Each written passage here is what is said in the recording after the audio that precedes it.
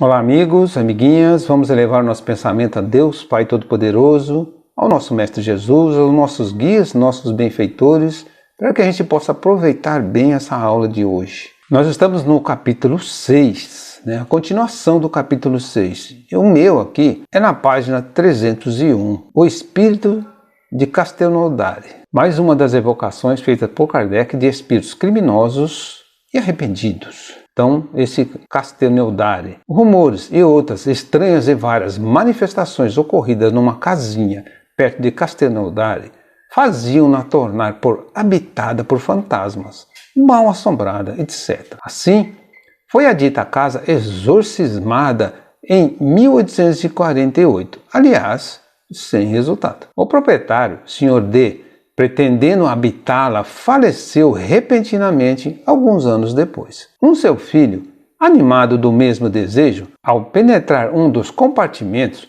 recebeu de mão desconhecida vigorosa bufetada e, como se estivesse só, não teve a menor dúvida da origem oculta. Razão esta que o levou a abandonar a casa definitivamente. No lugar, corria uma versão segundo a qual um grande crime fora cometido ali. O espírito que dera a bufetada foi evocado na Sociedade de Paris em 1859 e manifestou-se por sinais de tal violência que foram improfícuos todos os esforços para acalmá-lo. Interrogado São Luís, a esse respeito respondeu: é um espírito da pior espécie, verdadeiro monstro. Fizemo-lo comparecer, mas a despeito de tudo que lhe dissemos, não foi possível obrigá-lo a escrever. Ele tem o seu livre-arbítrio, do qual o infeliz tem feito triste uso. Uma pergunta feita a São Luís: este espírito é passível de melhora? Por que não?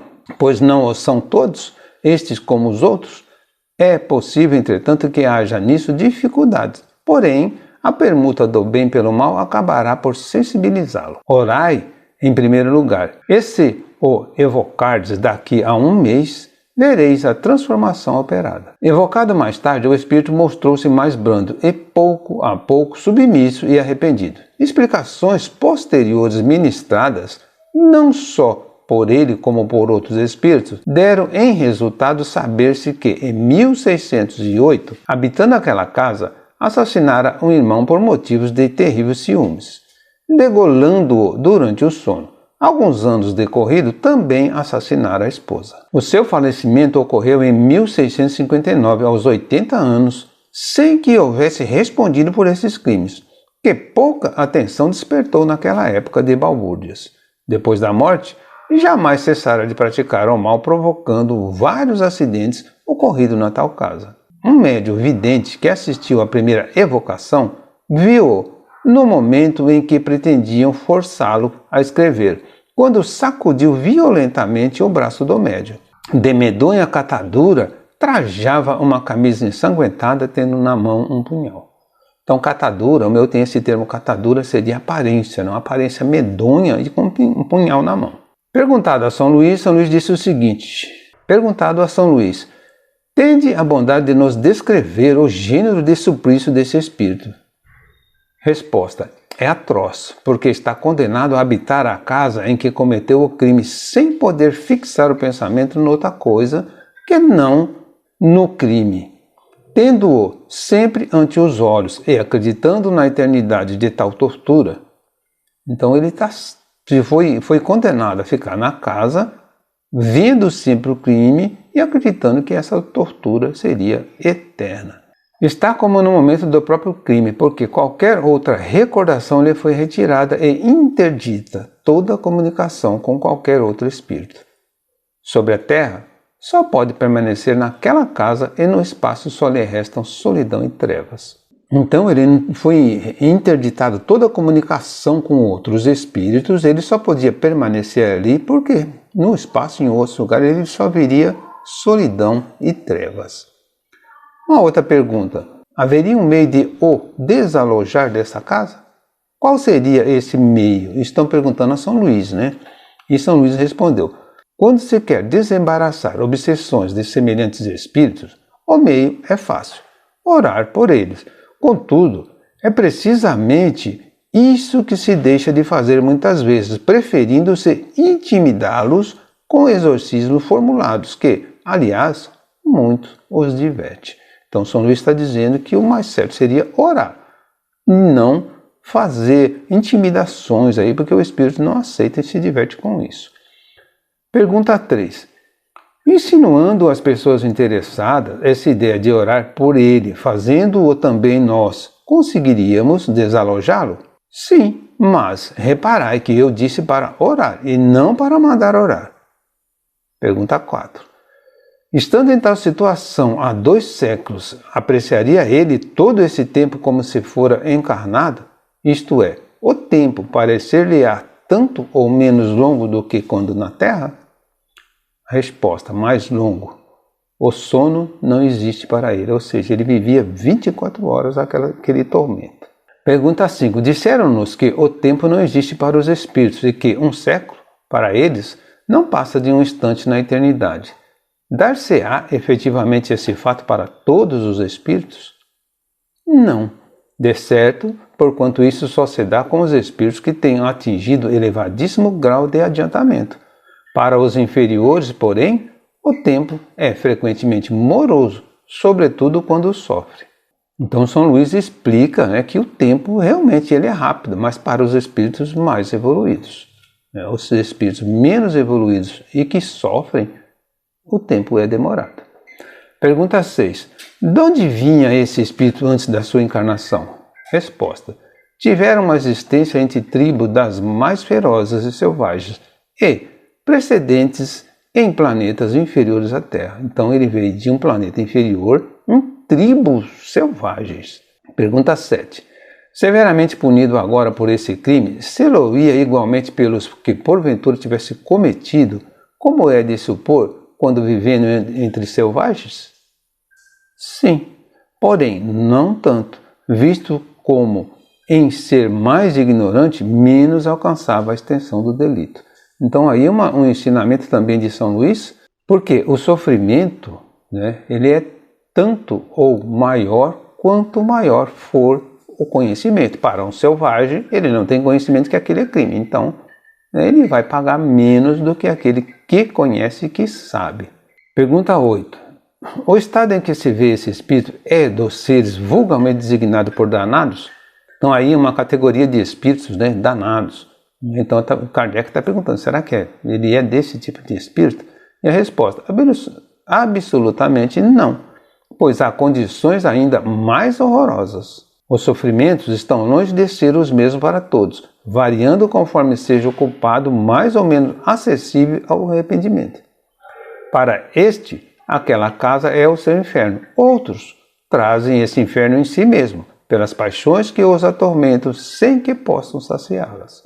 Então, o pecado ou o sofrimento, então o sofrimento ele é diferente para cada um, dependendo do seu crime, do seu pecado, mas é diferente, cada um tem um jeito de sofrer, o inferno para cada um é diferente.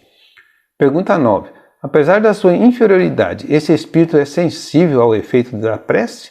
O que também temos verificado com espíritos igualmente perversos e da mais grosseira natureza? Entretanto, espíritos que, esclarecidos de mais desenvolvida inteligência, demonstram completa ausência de bons sentimentos, mortejando de tudo que há de mais sagrado, a nada se comovendo e até não dando tréguas ao seu cinismo. Então, mortejando aí seria zombando, zombando de tudo. Então, estão perguntando, será que isso realmente vai fazer efeito para um espírito dessa inferioridade, como eles dizem aqui? Em resposta, a prece só aproveita ao espírito que se arrepende. Para aqueles que, arrebatados de orgulho, se revoltam contra Deus e persistem no erro, exagerando o mesmo, tal como procede os infelizes. Para esse, a prece nada adianta, nem adiantará, senão quando tenha vislumbre de arrependimento, começar a germinar-lhe a consciência. A ineficácia da prece também é para eles um castigo. Enfim, ela só alivia os não totalmente endurecidos. Então, apesar de ser um espírito, a prece feita por eles ou para eles, só vai atingi-los se eles tiverem um pouquinho de arrependimento. Começar a germinar, como diz aqui, né, aquele vislumbre de arrependimento. Pergunta 10. Vendo ser um espírito insensível à ação da prece, será motivo para que você deixe de orar por ele? Então, se ele não recebe a prece, será que devemos parar de orar por ele? Não, porquanto cedo ou tarde a prece poderá triunfar do seu endurecimento, sugerindo-lhe benéficos pensamentos. Então, cedo ou tarde a prece vai atingi-lo, né? Aí Kardec dá uma explicação aqui. O mesmo sucede com certos doentes nos quais a ação medicamentosa só se torna sensível depois de muito tempo e vice-versa. Compenetrando-nos bem de que todos os espíritos são suscetíveis de progresso e que nenhum é fatal e eternamente condenado, fácil nos será compreender a eficácia da prece em qualquer circunstância. Por mais ineficaz que ela possa parecer-nos, à primeira vista, o certo é que contém germes em si mesma, bastante benéficos para bem predisporem o espírito, quando o não afeta imediatamente. Então, a oração, a prece, tem germes que pode ir tocando aos poucos, né? E predispondo ele aos poucos. Então, Kardec continua aqui. Erro seria, pois, desanimarmos por não colher dela imediato resultado. Pergunta 11. Ao reencarnar-se este espírito, qual será a sua categoria? Resposta. Depende dele e do arrependimento que então tiver. Muitos colóquios com este espírito deram em resultado notável transformação do seu moral. Então, São Luís diz que vai depender do arrependimento dele, mas ao mesmo tempo, né, como foi evocado várias vezes, aí já conseguiu se notar as transformações dele. Então, eis aqui algumas das suas respostas. Isso, evocações posteriores. Então, a pergunta 12. Por que não pudeste escrever da primeira vez que vos evocamos? Porque não queria. Mas por quê? Ignorância, embrutecimento. Pergunta 13. Agora podeis deixar quando vos apraz a casa de Cateonudare? Permite-me, porque aproveito os vossos conselhos. Então agora ele já podia deixar a casa, mas teve aí um trabalho durante algum tempo, de várias evocações, para que ele melhorasse. Pergunta, sentis algum alívio? Começo a ter esperança. Se possível nos fora vermos-vos, qual a vossa aparência? Ver-me-eis com a camisa, mas sem o punhal. Então, quer dizer, ele vai estar com a mesma roupa, porém sem aquele punhal, que já não é mais tão bruto, ele já mudou. Por que não mais com o punhal? Que fim lhe deste? Resposta. Amaldiçoando-o, Deus arrebatou-me das vistas. Então Deus tirou, né, escondeu. De alguma maneira ele ficou sem o punhal. Pergunta 15. Se o filho do senhor D, o da bofetada, voltasse àquela casa, que lhe fareis? Nada, porque estou arrependido. E se ele pretendesse ainda desafiar-nos? Não me façais essa pergunta, eu não me dominaria. Isso está acima das minhas forças, pois sou um miserável. Então, ainda tem um pouco de brutalidade, já está modificando, mas não é para desafiar ele, né?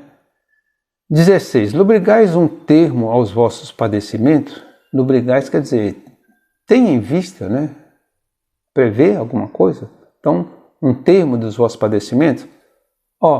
Ainda não. É já muito o saber, graças à vossa intercessão, que esses padecimentos não serão eternos. Então ele está feliz de saber que não são eternos, mas ainda não sabe quanto tempo vai durar. 17. Tende a bondade de nos descrever a vossa situação antes de vos evocarmos pela primeira vez. Não é preciso acrescentarmos que esse pedido tem por fim sabermos como ser-vos úteis e não a simples e fútil curiosidade. Então, tu vai fazer uma pergunta, mas para aprendizado, e não por uma pergunta por curiosidade. Resposta. Já vos disse que nada mais compreendia além do meu crime e que não podia abandonar a casa em que o cometi, a não ser para vagar no espaço, solitário e obscuro. Disso não poderia eu dar-vos uma ideia, porque nunca pude compreender o que se passava. Desde que me alçava ao espaço, era tudo negrume e vácuo. Ou, antes não sei mesmo o que era.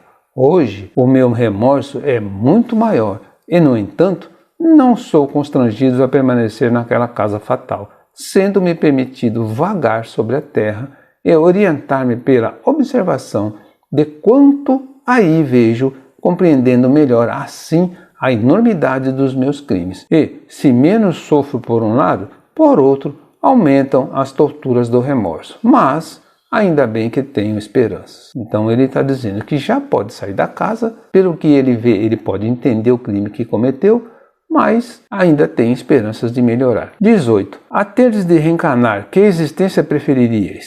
Sobre isso não tenho meditado suficientemente. 19. Durante o vosso longo insulamento, quase podemos dizer cativeiro, experimentastes algum remorso? Nenhum.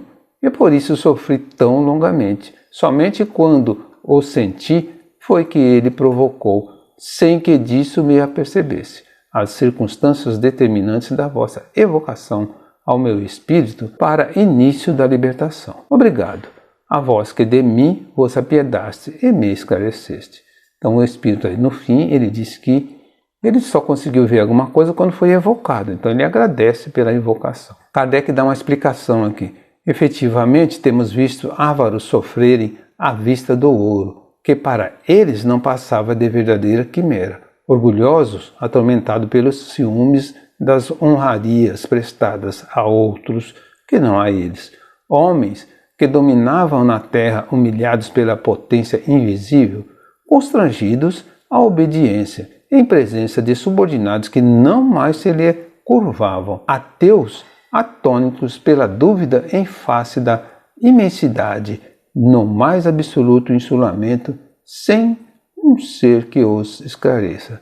Então Kardec está dizendo aqui que vários espíritos sofrem cada um a seu modo, sem ter alguém que os esclareça. Continuando, no mundo dos espíritos há compensações para todas as virtudes, mas há também penalidades para todas as faltas. E, destas, as que escapam às leis dos homens são infalivelmente atingidas pelas leis de Deus. Então Kardec aqui está recordando o que a gente comentou na aula passada, daquele religioso que cometeu várias faltas contra os seus subordinados e não foi punido pela lei dos homens, mas foi punido sim pela lei de Deus. Continuando aqui, devemos ainda notar que as mesmas faltas, ainda que cometidas em circunstâncias idênticas, são diversamente punidas conforme o grau de adiantamento do espírito delinquente. Aos espíritos mais atrasados, de natureza mais grosseira, como este de que vimos de nos ocupar, são infligidos castigos de alguma sorte mais materiais que morais. Ao passo que o contrário se dá para com aqueles cuja inteligência e sensibilidade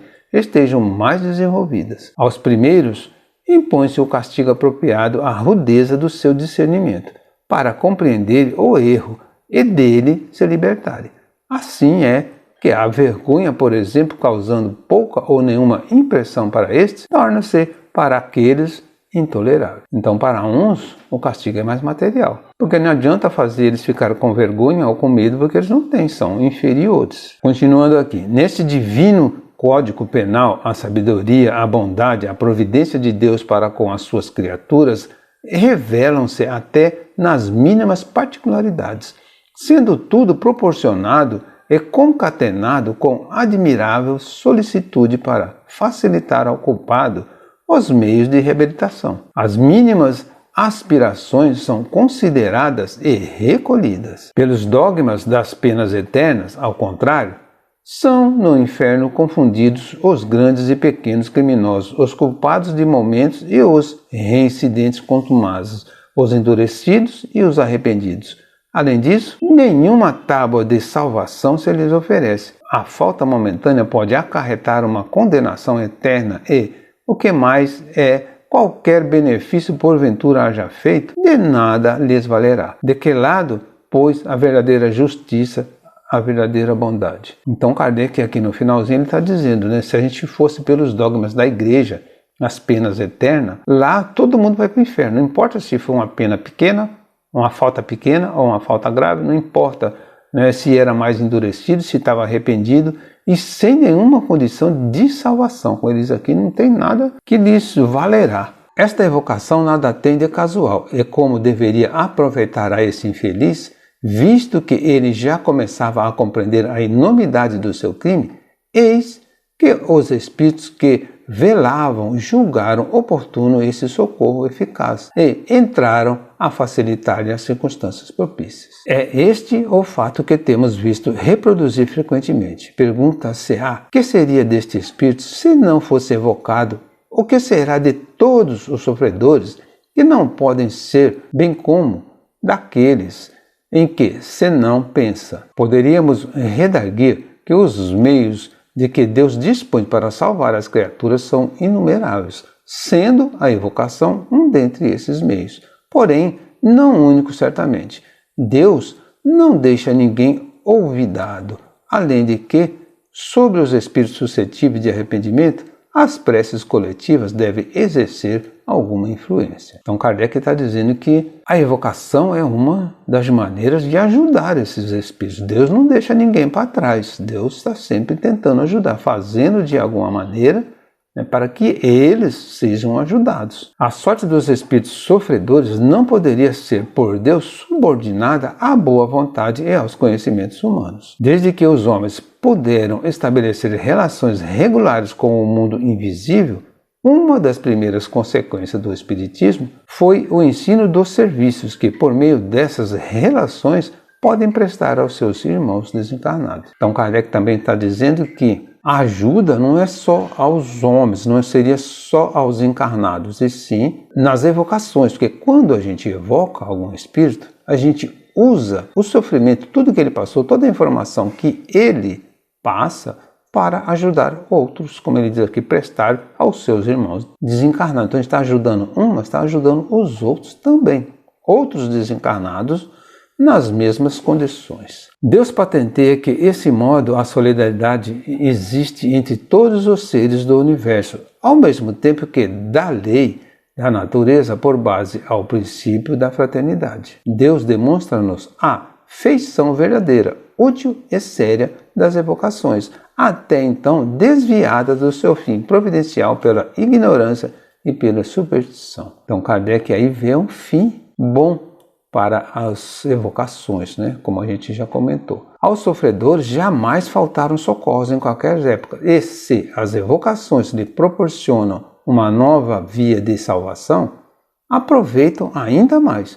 Talvez aos encarnados, por lhes proporcionarem novos meios de fazer o benefício, instruindo-se ao mesmo tempo sobre as condições da vida futura.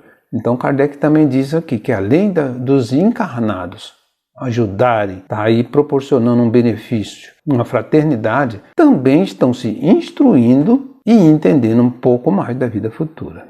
Jacques Latot, assassino condenado pelo júri de Foix e executado em setembro de 1864. Em reunião íntima de 7 a 8 pessoas, havia em Bruxelas, a 13 de setembro de 1864, e a qual assistíamos, foi pedido a um médium que tomasse do lápis, sem que, aliás, houvesse feito qualquer evocação especial. Possuído de extraordinária agitação, ele a traçar caracteres muito grossos e depois, rasgando o papel, exclama: arrependo-me, arrependo-me, Latot. Então aí, né, num júri, numa sessão de júri, de repente, um médium começa a querer escrever, psicografar, porém, o espírito não consegue passar informação e acaba aí dando uma comunicação por psicofonia. Surpreendidos com a inesperada comunicação, de modo algum provocada, visto como ninguém pensara nesse infeliz, cuja morte até então era ignorada por uma parte dos assistentes, dirigimos ao espírito palavras de conforto e comiseração, fazendo-lhe em seguida esta pergunta: que motivo vos levou a manifestar-vos aqui, de preferência a outro lugar, quando não vos evocamos? Responde o médium de viva voz: vi que algumas almas compassivas teríeis piedade de mim, ao passo que outros ou me evocavam mais por curiosidade que por caridade. ou de mim se afastavam horrorizados. Depois começou por uma cena indescritível que não durou mais de meia hora. O médium, juntando os gestos e a expressão da fisionomia à palavra, deixava patente a identificação do espírito com a sua esposa. Às vezes, esses gestos de cruel desespero desenhavam vivamente o seu sofrimento. O tom da sua voz era tão compungido, as súplicas tão veementes, que ficávamos profundamente comovidos. Alguns estavam mesmo aterrorizados com a superexcitação do médium, mas nós sabíamos que a manifestação de um ente arrependido que implora piedade nenhum perigo poderia oferecer.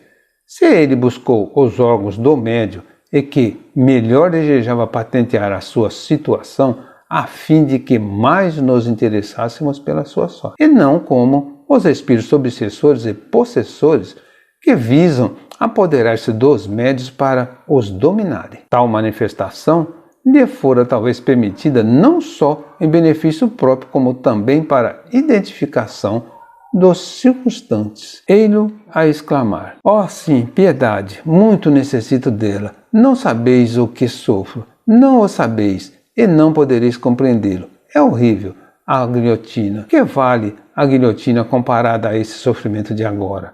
Nada. É um instante. Este fogo que me devora. Sim, é pior porque é uma morte contínua, sem trégua, sem repouso, sem fim. E as minhas vítimas ali estão ao redor, a mostrar-me os ferimentos, a perseguir-me com seus olhares. Aí estão, e vejo-as todas, sem poder fugir-lhes. E este mar de sangue, e este outro manchado de sangue, tudo aí está, tudo, e sempre ante meus olhos. E o cheiro de sangue, não o sentis? Oh, sangue é sempre sangue. Ei-las, que imploram as pobres vítimas, e eu as feri sempre, impiedosamente. O sangue inebria-me. Acreditava que depois da morte tudo estaria terminado. E assim foi que afrontei o suplício e afrontei o próprio Deus, renegando-o. Entretanto, quando me julgava aniquilado para sempre, que terrível despertar! Oh, sim, terrível! Cercado de cadáveres, de espectros ameaçadores, os pés atolados em sangue, acreditava-me morto. Estou vivo. Horrendo, mais horrendo que todos os suplícios da terra. Ah, se todos os homens pudessem saber o que há para além da vida, saberiam também quanto custam as consequências do mal. Certo, não haveria mais assassinos, nem criminosos, nem malfeitores. Eu só queria que todos os assassinos pudessem ver o que eu vejo e sofro. Então aí uma comunicação, uma psicofonia espontaneamente no meio de um júri, onde as pessoas não estavam esperando isso. E ele começa a dizer o quanto está sofrendo e coloca já que se outros soubessem não fariam o que ele fez. Então não mais o seriam, porque é terrível esse sofrimento. Bem sei o que mereci. Meu Deus, porque também eu não tive compaixão das minhas vítimas. Repelia as mãos súplices quando implorava que as poupasse. Sim, fui cruel, de certo, matando-as covardemente para roubá-las. E fui ímpio, e fui blasfêmio, também renegando o vosso sacratíssimo nome. Quis enganar-me, porque eu queria persuadir-me de que vós não existíeis. Meu Deus, eu sou grande criminoso, agora compreendo. Mas não tereis piedade de mim. Vós sois Deus, isto é, a bondade, a misericórdia. Sois onipotente. Piedade, Senhor, piedade. Eu vos peço, não sejais inexorável. Libertai-me desses olhares odiosos, desses espectros horríveis, deste sangue, das minhas vítimas, olhares que, quais punhaladas, me varam o coração. Vós outros, que aqui estáis, que me ouvis, sede bondosos, almas caritativas. Sim, eu o vejo, sei que tendes piedade de mim. Não é verdade? A vez de orar por mim. Eu vos suplico, não me abandoneis como fiz outrora aos outros. Pedireis a Deus que me tire este horrível espetáculo de ante os olhos. E Ele vos ouvirá, porque sois bons. Imploro, orai por mim. Então os assistentes aí sensibilizados dirigiram-lhe palavras de conforto. e consolação. Deus, disseram-lhe, não é inflexível, apenas exige do culpado um arrependimento sincero, aliado à vontade de reparar o mal praticado. Uma vez que o vosso coração não está petrificado e que lhe pedis o perdão dos vossos crimes, a sua misericórdia baixará sobre vós. Preciso é, pois, que persevereis na boa resolução de reparar o mal que fizeste. Certo? Não podeis restituir às vítimas as vidas que lhe arrancaste. Mas, se o impetrardes com fervor, Deus permitirá que a encontreis em uma nova encarnação, na qual lhes podereis patentear tanto o devotamento quanto o mal que lhe fizeste. E quando a reparação lhe parecer suficiente, para logo entrareis na santa casa, para logo entrareis na sua santa graça. Assim, a duração dos vossos castigos está nas vossas mãos, dependendo de vós abreviá-los. Comprometemo-nos a auxiliar-vos com as nossas preces e invocar para vós a assistência dos bons espíritos. Vamos pronunciar em vossa intenção a prece que se contém em o Evangelho segundo o Espiritismo, capítulo 28, no item 73, referente aos espíritos sofredores e arrependidos. Não pronunciaremos a que se refere aos maus espíritos, porque desde que vos arrependeis, que implorais, que renunciais ao mal, não passais para nós de um espírito infeliz e não mau. Feita a prece, o espírito continua, depois de breve instante de calma. Então foi feita a prece, né? Essa prece está lá no Evangelho segundo o Espiritismo. Então, quem quiser pode até procurar, né, no item 73, no meu aqui. É uma prece para espíritos sofredores e não espíritos maus, como ele explicou. E aí ele continua. Obrigado, meu Deus, obrigado. Tiveste piedade de mim. Eis que se afastam os espectros. Não me abandoneis. Enviai-me os vossos bons espíritos para me sustentarem. Obrigado. Depois desta cena, o médium fica alquebrado, abatido. Os membros laços por algum tempo, a princípio, apenas tem vaga ideia do que se há passado, mas pouco a pouco vai se lembrando de algumas das palavras que pronunciou sem querer, reconhecendo que não era ele quem falara. No dia seguinte, em nova reunião, o Espírito tornou a manifestar-se, reencetando a cena da véspera, porém, por minutos apenas, e isso com a mesma gesticulação expressiva, posto que menos violenta. Depois, tomado de agitação febril, escreveu: Grato às vossas preces, experimento já uma sensível melhora. Foi tal o fervor que orei, que Deus me concedeu um momentâneo alívio. Não obstante, terei de ver ainda as minhas vítimas. Ei-las, vede este sangue. Repetiu-se a prece da véspera. O Espírito continua dirigindo-se ao médium. Perdoai o ter me apossado de vós. Obrigado pelo alívio que proporcionais aos meus sofrimentos. Perdoai o mal que vos causei, mas eu tenho necessidade de me comunicar, e só vós o podeis. Obrigado, que já sinto algum alívio, posto não tenha atingido o fim das provações. As minhas vítimas voltarão dentro em breve. Eis a punição a que fiz jus, mas, Deus meu, sede indulgente. Orai todos vós por mim, tende piedade. Lator. Então aí ele encerra a comunicação, dizendo que ele sabe que tem que passar por essas provações, e sabe que as vítimas voltarão, pede para que continue orando. Um membro da Sociedade Espírita de Paris que tinha orado por este infeliz, evocando-o. Encerramos aqui a nossa aula de hoje, né? Encerramos uma parte do capítulo 6 dessas evocações. Tem outras evocações, né? Mas continuam no mesmo assunto. É importante que a gente entenda, e esses assuntos são para que a gente aprenda como que os espíritos se comunicam, como que eles sofrem, o que acontece depois, né, dos crimes cometidos, como nesse caso aqui, são casos de criminosos. Que Jesus abençoe a todos.